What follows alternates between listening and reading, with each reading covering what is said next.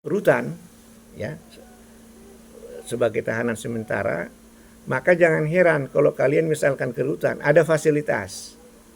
Fasilitasnya apa? Misalkan ada semacam tempat tidur, ada. Tapi janganlah sampai AC. Kalau AC kan sudah berlebihan. Mungkin ada kipas angin. Bagaimana itu, Pak? Padahal itu ketahanan. Sah-sah saja. Kenapa sah? Karena dia belum bersalah. Kan harus pakai presumption of innocence.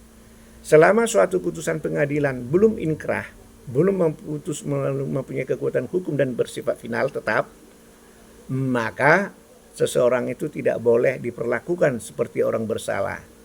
Makanya namanya ditempatkan di rutan, di rumah tahanan, bukan di dalam lembaga pemasyarakatan, di LP, beda ya. Jadi kalau di rutan dengan di LP sangat beda sekali. Jadi kalau misalkan di Salemba Tengah itu, di rutan sana, kalian berkunjung ke sana, ya, kok segar-segar mereka dan sebagainya. Iya, karena mereka belum tentu bersalah. Walaupun indikasi 70% misalkan sudah ada indikasi dia akan bersalah. Tapi selama belum ada putusan, tidak boleh diperlakukan sebagai pihak yang bersalah. Tapi setelah dia diketok palu, putusan tertinggi misalkan kasasi, maka dia terbukti bersalah menurut putusan kasasi. Tadinya kan karena masih ada pengadilan negeri yang dinyatakan dia bersalah. Apakah sudah inkrah? Belum, kalau dia mengajukan banding. Terus diadili pengadilan tinggi. Pengadilan tinggi juga menyatakan dia terbukti bersalah dan memasukkan ke penjara. Apakah itu sudah mempunyai kekuatan hukum? Belum. Selama kalau si tersangka ini masih mengajukan kasasi. Oh, sudah perlu keluar Pak putusan kasasi dengan menyatakan bahwa menguatkan putusan PN dan PT. Apakah itu sudah mempunyai kekuatan hukum mengikat? Sudah. Memang ada satu lagi upaya hukum, tapi namanya upaya hukum luar biasa. Itu herjening itu PK, peninjauan kembali. PK tidak menghalang-halangi eksekusi, pelaksanaan hukuman. Tetapi kalau tadi PN, PT, dan Mahkamah Agung itu harus sampai di tingkat Mahkamah Agung baru dia dinyatakan mempunyai kekuatan hukum yang mengikat tetap. Nah, boleh nggak putusan pengadilan negeri saja Pak sudah inkrah? Boleh. Kalau batas waktu pengajuan banding tidak dipenuhi, 14 hari pengajuan banding dari pengadilan negeri ke pengadilan tinggi.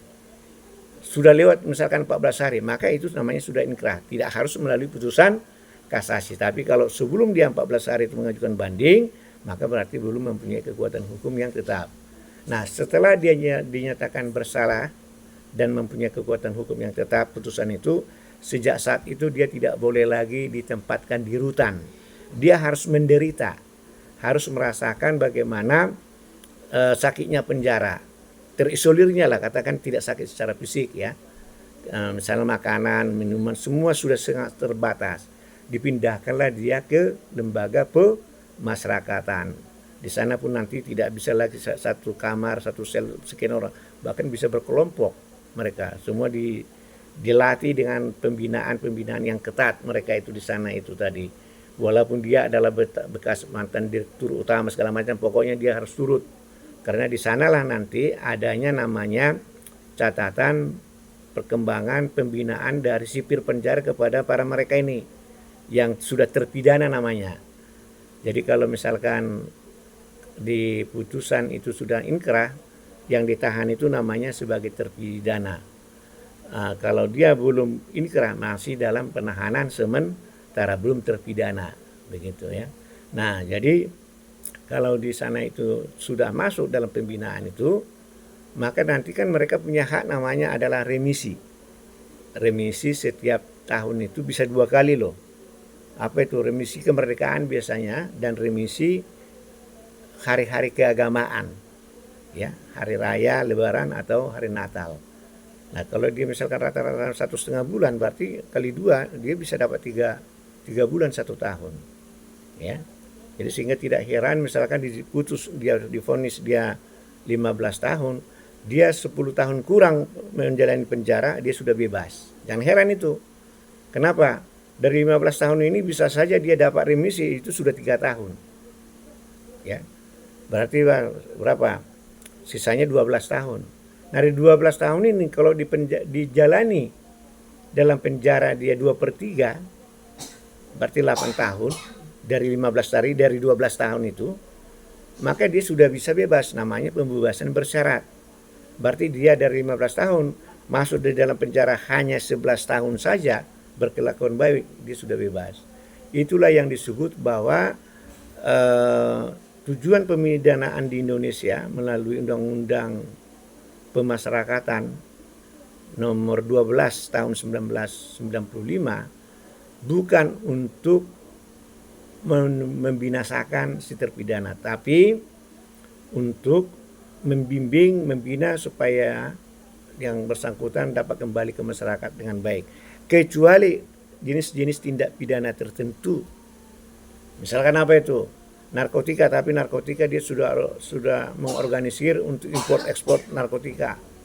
Bahkan bisa hukuman mati, eksekusi langsung. Apa itu? Terorisme. Terorisme dia sudah otak, ya, aktor intelektual atau penyandang dana. Nah, atau pembunuhan berencana 340. Nah, pembunuhan berencana ini pun kalau hanya 1-2 orang yang meninggal, selama ini saya lihat belum ada yang dieksekusi pidana mati. Padahal 340 itu barang siapa dengan sengaja dan direncanakan terlebih dahulu mengakibatkan matinya orang lain diancam dengan pidana mati atau seumur hidup atau 20 tahun penjara. Itu pasal 340, jelas itu menyatakan di sana. Tapi tidak dijatuhkan itu kalau hanya korbannya itu 1 atau 2 orang. Tapi kalau dia sudah lebih banyak jumlah korbannya, sudah mengarah psikopat, maka bisa terjadi eksekusi hukuman mati. Nah, begitu. Nah, jadi eksekusi hukuman mati di dalam tindak pidana narkotika ada enggak, Pak? Tidak ada. Yang ada itu di dalam pasal 2 ayat 2 Undang-Undang 3199 itu adalah hukuman seumur hidup. Itu pun kalau tindak pidana korupsi itu dilakukan dalam keadaan darurat. Apa itu? Misalkan ada bencana alam, ada bantuan dari pemerintah pusat ke daerah tempat di mana bencana alam terjadi, nah ini dikorupsi misalkan. Nah ini, jadi ada hal-hal yang memberatkan di sana. Bagaimana? Didengar nggak ini? Saya semangat ini mengajar kalian ini.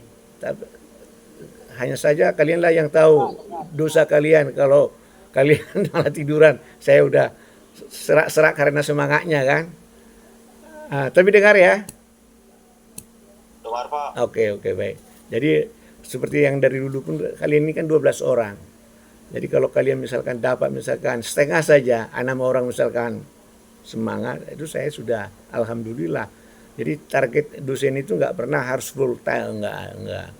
Nanti yang 6 itulah yang menularkan kepada teman-teman yang lainnya yang bersedia. Karena saya lihat ini sekarang ini kalau setiap saya diminta sebagai saksi ahli di pengadilan, oh ya, nanti gini, ada rekaman-rekaman saya, nanti saya kirim ke kalian itu masing-masing.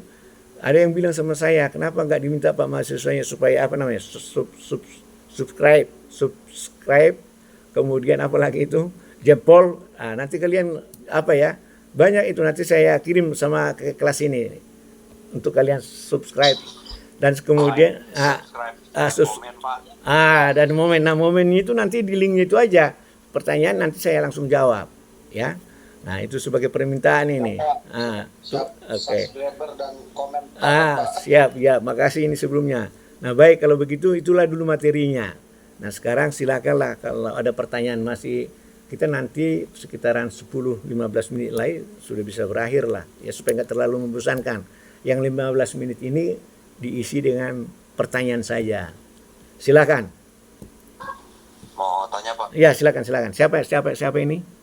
Andi, Pak. Andi. Oh iya, Andi. Silakan Andi. Oh iya, yang di atas ya. Iya. Baik. Nah, izin bertanya, Pak. Kalau tadi kan Bapak bilang ada upaya supaya orang ini nggak kabur, belum apa-apa udah ditetapkan dulu tersangka. Iya. Tapi tidak menggunakan masa tahanan lah, dia tidak ditahan, berarti tidak ada batas waktu. Betul. Dia berapa lama jadi tersangka, Pak? Ya. Nah, selama itu apakah kita bisa mengajukan pembelaan, Pak? Iya. Dan kalaupun memang sudah ditahan, ternyata dia tidak cukup alat bukti dan ternyata memang nggak bisa dijadikan tersangka. Ya. Kita bisa gugat balik nggak, Pak? Iya. Ya, jadi memang kan itu yang kemarin itu ketika si Budi Gunawan yang si Komjen itu ketika dia si Abraham Somad menetapkan dia sebagai tersangka korupsi, ya kan. Nah, dia gak ditahan, tapi sudah hampir bertahun-tahun. Ada lagi tuh Menteri Kesehatan, Ibu Siti, Profesor Siti apa, bertahun-tahun. Jadi itu bagaimana akhirnya ditempuh melalui upaya pra-peradilan. Nah, jadi sehingga memang kalau di dalam KUHP itu disebutkan bahwa objek pra-peradilan itu adalah satu adalah karena adanya penghentian penyidikan yang tidak berdasarkan hukum. Kemudian adalah yang kedua itu adalah karena penghentian penuntutan tidak berdasarkan hukum. Baru kemudian adanya penahanan yang sudah melebihi batas waktu, ya. Jadi tadinya misalkan 20 hari tambah 40 hari tambah 20 hari menjadi 70 hari. Nah, itu boleh mengajukan pra-peradilan. Barulah kemudian oleh pihak tersangka ini mencoba melakukan uji materi ke Mahkamah Konstitusi agar penetapan tersangka yang tidak berdasar hukum juga bisa dijadikan sebagai objek pra-peradilan, dan itu dikabulkan. Setelah dikabulkan, maka muncullah beberapa kasus yang diajukan dalam pra-peradilan dan diterima di pihak yang tadinya ditetapkan sebagai tersangka, dinyatakan penetapan tersangka tidak mempunyai kekuatan hukum, dan oleh sebab itu nama baik dan jabatan si tersangka dikembalikan kepada keadaan semula. Nah, jadi artinya itulah perlawanan yang dilakukan. Jadi memang itu terlihatnya seperti itu, seolah-olah supaya tidak dulu dia lari, dan sebagai itulah alasan. Tapi kalau saya melihatnya, berarti harusnya penetapan tersangka itu adalah diawali dengan 2 alat bukti minimum, sudah kuat itu dulu. Jangan-jangan dia ini ditetapkan sebagai tersangka tanpa ada alat bukti. Nah, kalian sebagai pengacara harus jeli. Lihatlah di situ kapan waktu terjadinya peristiwa pidananya, tindak pidananya, kapan mulai penetapan tersangkanya, dan kemudian kapan baru dilakukannya ada upaya paksa tadi. Karena terkadang pihak penyidik ini baru berani melakukan upaya paksa berupa penahanan kalau sudah merasa menganggap 2 alat bukti tadi yang cukup. Nah, jadi oleh karena itu bahkan terkadang pula adalah cara pandang tentang terhadap 2 alat bukti itu juga bisa berbeda-beda. Makanya sebenarnya ini harus melalui proses gelar perkara. Jadi pihak penyidik ketika menetapkan tersangka harus 2-3 kali itu melakukan gelar perkara, di mana penasihat hukum dari kedua belah pihak dipanggil, dan kalau ada ahli yang dipakai oleh penasihat hukum juga ikut memberikan advice di sana. Baru demikian juga nanti ketika sampai di kejaksaan, dilimpahkan ke kejaksaan, kejaksaan pun nanti juga gelar perkara lagi sebelum dilimpahkan ke pengadilan. Kalau hasil gelar perkara di kejaksaan itu ternyata masih ada yang belum lengkap, maka dia harus kembalikan. Itulah yang disebut P19. Hei penyidik, ini masih kurang A, B, C, tolong kumpulkan itu. Nah, penyidik dalam waktu sesingkatnya harus segera menjawabnya dan memberikan apa yang diminta oleh jaksa penuntut. Nah, sesudah itu disampaikan kepada jaksa penuntut, ternyata juga masih kurang, kembalikan lagi P19. Nah, sehingga menjadi pertanyaan berapa kali bolak-balik itu Pak sebelum P21 lengkap. Tidak ada batasannya, tapi biasanya praktiknya 2 kali. Sesudah itu nanti kedua kali pihak penyidik menyerahkan sepenuhnya kewenangan itu kepada pihak jaksa penuntut. Maka jaksa penuntut pun akhirnya seolah-olah memiliki kewenangan menambahkan, melengkapi apa yang belum lengkap dari penyidik. Nah, melengkapi itu berarti apakah itu tindakan penyidikan, kan gitu nih. Kalau itu tindakan penyidikan, tidak boleh. Karena yang menjadi penyidik hanyalah Kepolisian RI. Jaksa penuntut umum boleh sebagai penyidik hanya dalam ranah tindak pidana korupsi dan pencucian uang. Nah, jadi ada saya lihat itu dulu terjadi itu di rumah sakit Omni yang di Tangerang. Yang akhirnya yang ada penghinaan, akhirnya si ibu ini masuk sel, tapi putusan pengadilan bebas lagi undang-undang IT karena dianggap melecehkan rumah sakit tadi. Kalau dari pihak kepolisian, dia itu dakwaannya adalah penghinaan pencemaran nama baik rumah sakit. Ancaman pidananya itu kan kurang dari 1 tahun, yaitu 9 bulan. Kalau ancaman pidana kurang dari 1 tahun, tidak boleh dimasukkan ke penjara. Jadi itulah yang disebut dengan nanti yang disebut ancaman pidananya adalah pidana bersyarat. Tapi pidana bersyarat, apa itu pidana bersyarat? Tahu pidana bersyarat? Nah, pidana bersyarat itu misalkan contohnya bahwa si tersangka terbukti bersalah, oleh sebab itu tersangka dijatuhkan pidana penjara selama 3 bulan dengan masa percobaan selama 6 bulan atau 9 bulan. Jadi dalam hal ini si pelaku ini, si tersangka ini, terdakwa ini tidak masuk dalam penjara walaupun dia dinyatakan terbukti bersalah dan ada pidananya 3 bulan tadi. Selama percobaan 9 bulan itu dia berbuat baik, berperilaku baik, tidak melanggar aturan. Tapi kalau dia belum lewat 9 bulan melanggar aturan, maka yang 3 bulan tadi dihidupkan. Nah, itu yang dikatakan tadi pidana bersyarat kalau ancaman pidana seperti penghinaan, pencemaran nama baik itu 9 bulan. Tidak boleh masuk penjara. Tetapi dinyatakan di sana nanti bersalah, dijatuhkan penjara 3 bulan, ada masa percobaan, pelonconya lah, ya, selama dalam 9 bulan atau 6 bulan. Nah, jadi dalam hal ini berarti yang terjadi apa? Jaksa penuntut umum membuat dakwaannya yang tidak berdasarkan hasil BAP, kan gitu. Hasil BAP tadi kan penghinaan pencemaran nama baik. Coba nanti lihat nanti kasusnya ibu siapa, udah lupa saya itu. Kasusnya adalah rumah sakit Omni Tangerang itu, ya, ibu-ibu. Ciprita, ya, Ciprita ini berarti diingat-ingat semua, berita bagus itu. Nah, itu rame itu waktu itu. Jadi boleh nggak begitu sebenarnya? Nah, yang boleh itu hanyalah hakim. Boleh nggak hakim mengajukan putusan di luar yang dari dakwaan dari jaksa? Boleh.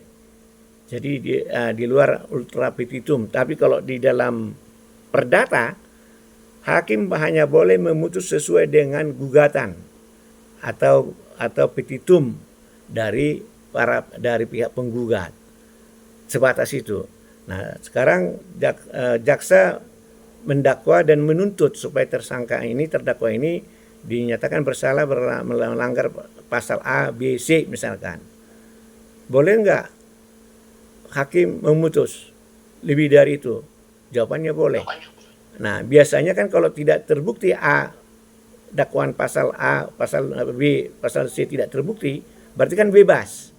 Nah, dalam hal ini enggak, hakimnya tidak membebaskan, justru memberikan pasal tersendiri, melanggar pasal D misalkan. Nah, ini sering kasus adalah di dalam kasus narkotika.